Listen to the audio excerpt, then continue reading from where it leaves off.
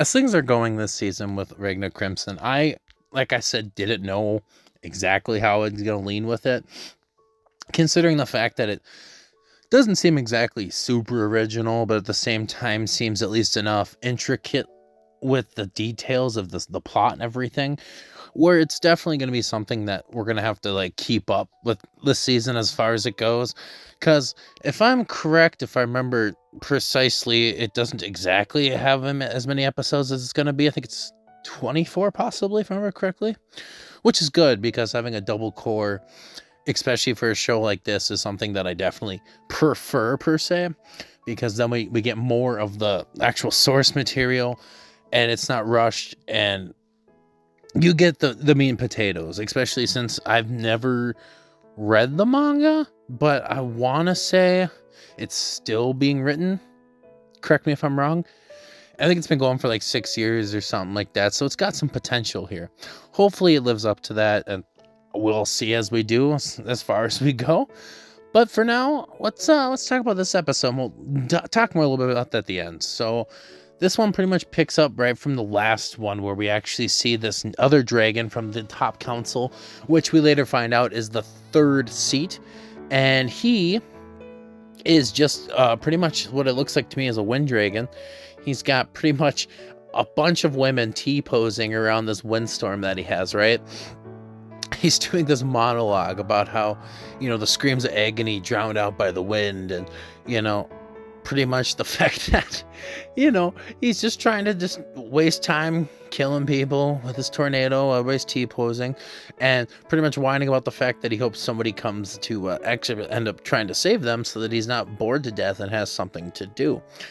Now, from what I'm seeing here is we're pretty much going to get like a, not to the same extent, hopefully, but like a Dragon Ball GT Shadow Dragon type thing, ironically, where I don't think we're going to stick too long on episodes per, Dragon. If there's 24 episodes, this is the third one, and there's, if I remember, 9 or is there 10 dragons, and considering one of them's on the quote-unquote good side, I don't see them taking super long with them. But we teleport to where Ragna and Crimson are, and they pretty much show up to this site here where there's a few dragons, and freaking, how it usually goes now. Ragna jumps out with his silver sword, slices through all the dragons, gets a cool pose, and right before anything really dialogue happens, we get introduced to Slime, who is Crimson's partner that obviously Ragna knows from the future and everything, but with that being a future knowing and not really necessarily knowing him in the present, obviously questions how,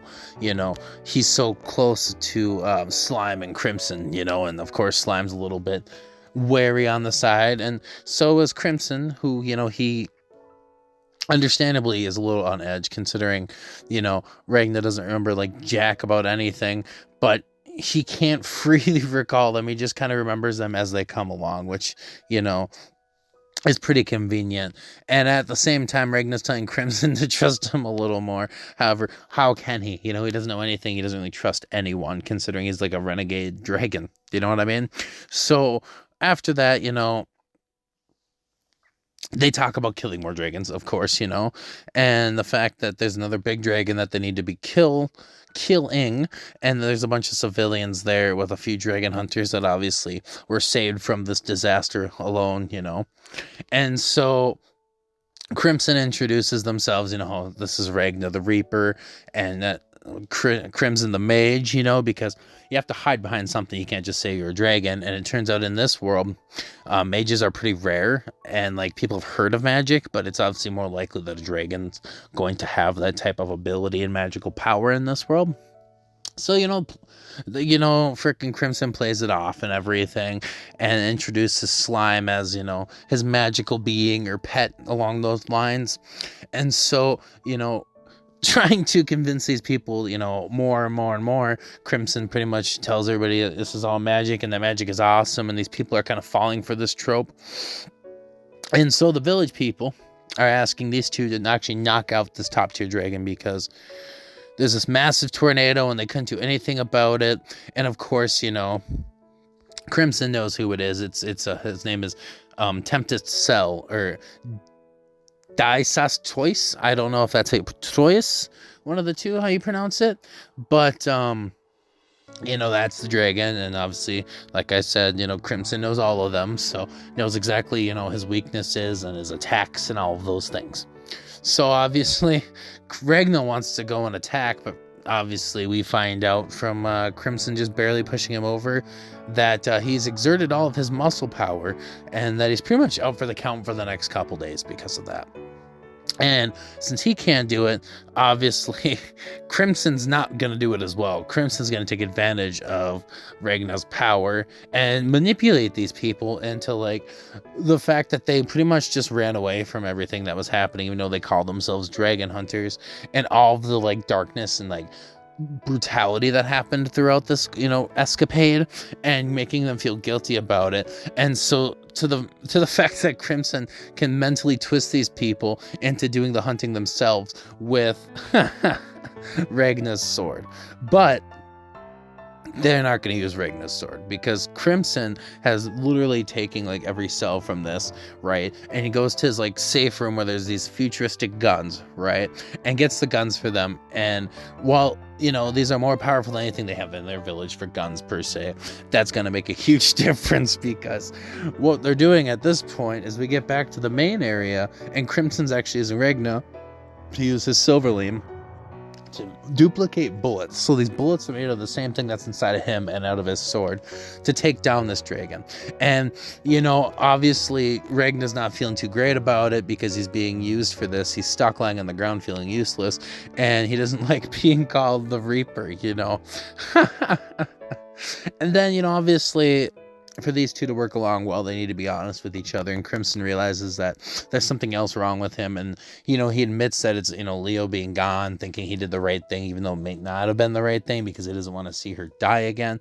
But then, like I said, Crimson kind of calls him out on the fact that he pretty much just made her feel like he abandoned her, and that's exactly how she probably feels about it. And that obviously Crimson knows that without Leo, Ragna's not going to do his job, so that she needs to live. And now, obviously, Crimson can understand him a little bit better and wants to make sure that's a thing. However, Crimson does offer the option that he can store, Leo in another safe room like he has for the guns, and put her in a comatose state so she doesn't struggle, and he can take care of her until, the things are over, because that's what he's used to doing. And of course, that really pisses him off, and he tries to throw a punch, and he can't throw a punch. And, even like Crimson's like, look, man, even if that's the weakest shit you got, you ain't gonna take me out.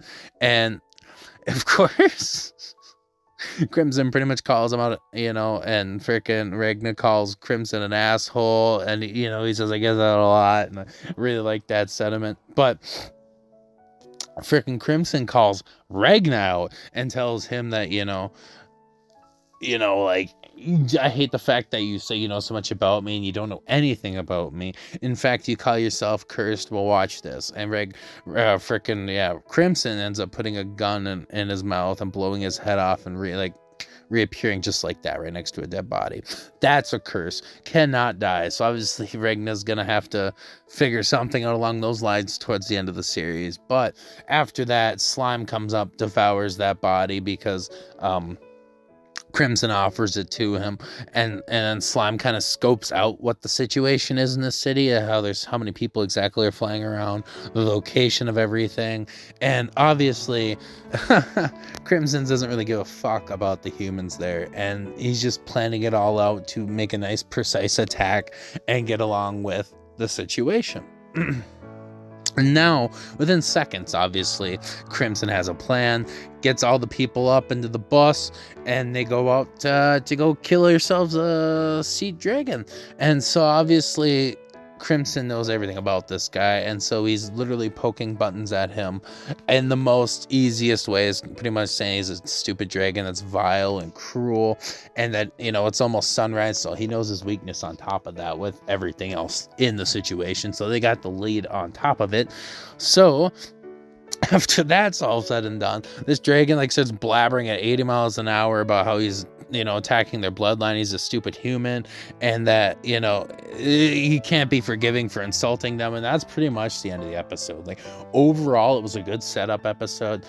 The dialogue went good, the episode went quick, nothing to write home about, but setting up, like, this is actually starting to be a pretty solid series. Like, I'm definitely going to keep watching this both cores through and not have a complaint about it. It'd be really nice if there's not a gap. However, it is what it is, considering, we've got, Dark Gathering, Rurouni Kenshin, and I think that's it for double cores right now. And obviously you got Frerian in this. So double cores just keep adding up. But it's good because, it gives you that mind break between the split cores of Mushoku Tensei and then Re:Zero Season 3, whenever the hell that's going to come out.